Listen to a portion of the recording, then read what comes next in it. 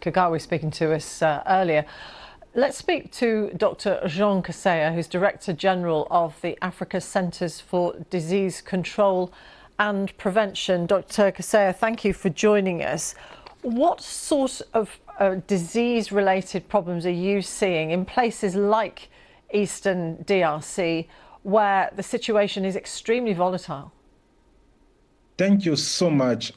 We are talking about Goma, that is an area of 75 square kilometers with more than 3 million people. And your colleague was talking about also Bukavu, an area of almost 1.4 million people. It means we are talking about 5 million people living in a small area where we have a huge risk of so many outbreaks. In Goma already we have mpox, we have cholera, and we have also measles.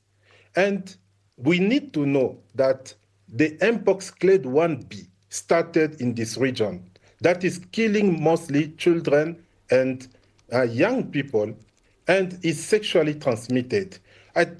For me, as Director General of Africa CDC, I'm really wondering to see a major outbreak coming from this region with everything that is going through.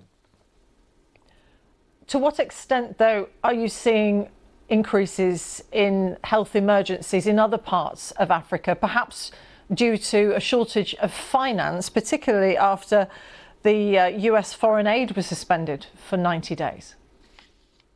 For now, there is a combination of factors. The first one is insecurity, and this insecurity is leading for health personnel to be absent. Then there is disruption of health services, lack of medicines and vaccines.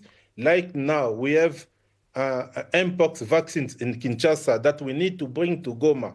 And I'm calling upon my leaders to give me access to bring this vaccine there. But also, we are talking about financing. As you are correctly saying, many wealthy countries today are reducing the support to Africa. And that one will have a huge impact in terms of managing outbreaks. How readily available might domestic solutions be on the continent of Africa rather than having to rely on foreign support? This is something that we discuss with our African leaders.